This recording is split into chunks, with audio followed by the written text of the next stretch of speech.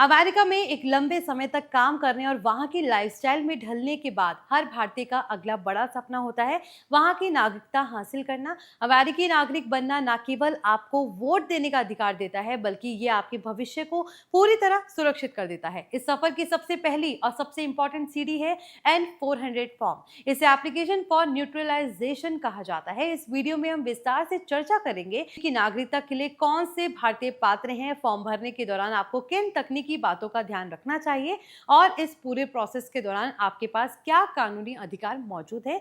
हम इस बात पर भी चर्चा करेंगे कि कैसे आप सही जानकारी के साथ इस जटिल प्रोसेस को आसानी से पूरा कर सकते हैं। हाय एवरीवन, मेरा नाम है मोहिनी भदौरिया और आप देख रहे हैं एनबीटी टेक एड। अमेरिकी नागरिकता के लिए आवेदन करने से पहले आपको ये सुनिश्चित करना होगा कि आप USCIS द्वारा तय की गई सभी शर्तों को पूरा करते हैं। सबसे पहली शर्त यह है कि आपकी उम्र कम से कम 18 साल होनी चाहिए। इसके अलावा आपके पास कम से कम 5 साल से लॉफुल परमानेंट रेजिडेंट यानी ग्रीन कार्ड होना अनिवार्य है।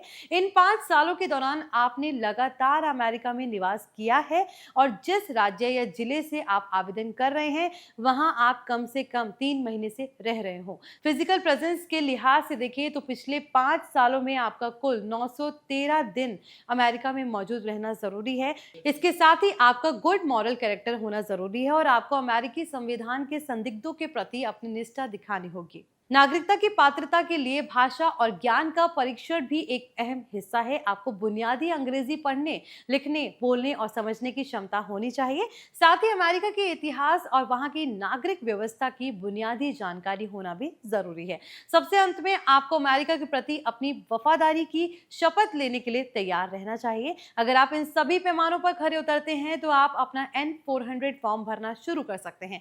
याद रखें कि ये एक कानूनी दस्तावेज है, इसलिए इसमें दी गई हर जानकारी बिल्कुल सटीक होनी चाहिए, क्योंकि इसी के आधार पर आपका बैकग्राउंड चेक किया जाता है। फॉर्म N-400 को भरने के 2 तरीके हैं। आप इसे ऑनलाइन USCIS की वेबसाइट पर जाकर भर सकते हैं या फिर इसे डाक के जरिए भी भेज सकते हैं। अगर आप इसे कागजी फॉर्म के तौर पर भर रहे हैं तो हमेशा काली स्याही का इस्तेमाल करें और अपनी लिखावट को बिल्कुल साफ रखें।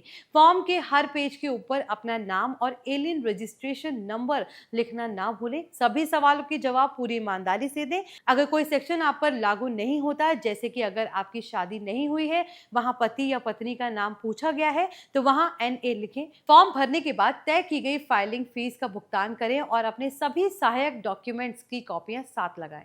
फॉर्म जमा करने के बाद भी प्रक्रिया भी उतनी ही महत्वपूर्ण है। आपको एक बायोमेट्रिक अपॉइंटमेंट के लिए बुलाया जा सकता है, जहां आपके फिंगरप्रिंट्स और फोटो लिए जाएंगे। इसके बाद एक इंटरव्यू राउंड होता है, जहां एक अधिकारी आपसे आपके फॉर्म और आपकी योग्यता से जुड़े सवाल पूछेगा।